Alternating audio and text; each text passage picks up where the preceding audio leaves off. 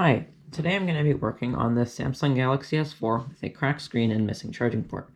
I'm not going to be fixing the screen in this video, but I am going to be installing a new charging port. When I first bought this phone several months ago, it had a failed charging port and no cracks in the screen. My previous attempt to fix the screen went horribly wrong. Instead of prying between the back of the screen and the frame, I pried between the back of the screen and the glass, and then I cracked the glass. Then the replacement charging port that I bought ended up being faulty and I had to send it back. I have now ordered a new charging port and I'm going to try actually fixing this phone for once. I did previously have this phone open in that first repair, and because I knew I would be opening it again soon, I didn't put any of the screws back, so I just have them saved over here. Fortunately, even with the cracked screen, the touch does work throughout the whole screen, which is nice. This is the i545 variant of the S4, and it's locked to Verizon, although I was able to get it unlocked, but it still has the Verizon bloatware on it. The home button currently doesn't work because it attaches to the charging port. However, once I install the charging port, the home button will work normally. So the S4 has a removable battery, and you can just pop the back off like this, and then the battery comes out. This is an aftermarket battery. Normally, you would have to remove all these screws, but because these screws are currently missing on mine, I can just put a pick in between the frame and the back of the screen. Make sure to get it in between the back of the screen and the frame, and not the back of the screen and the glass.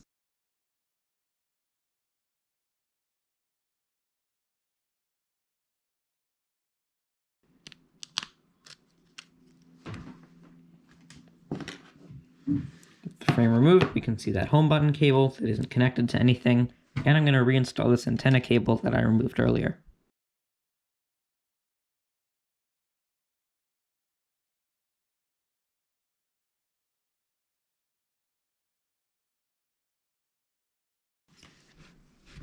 After getting the charging port plugged in, I'm just going to throw the battery in and make sure that the phone still turns on and that it charges the way it's supposed to.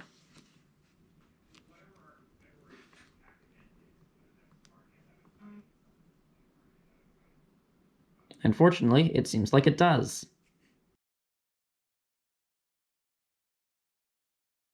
And there it goes, 91% and charging. To boot up the phone and make sure that everything else is still working. Okay, now that the phone's booted up, I can unlock it and make sure that everything works. Fortunately, the home button now works. One weird thing I noticed is that with most Samsung phones, you can get into like a factory diagnostic menu by typing *#0* in the phone app. On this phone, for some reason, that doesn't work. This works perfectly fine on all of my other Samsung phones, and I have no idea why it doesn't on this one.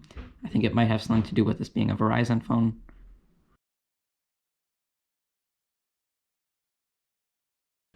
I noticed it was having trouble clipping in on this end.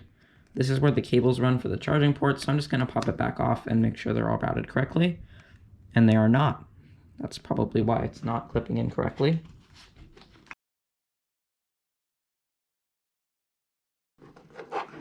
Unfortunately, I'm still having issues getting the frame to clip on properly.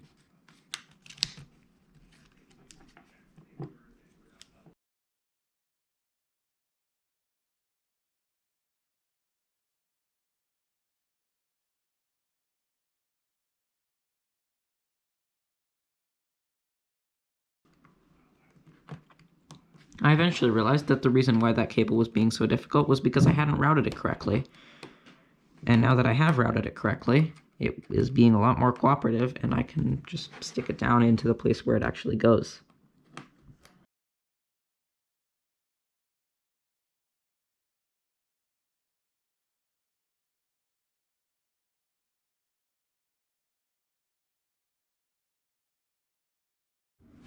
So here we are in the future. The phone is now fully working other than the cracks in the screen.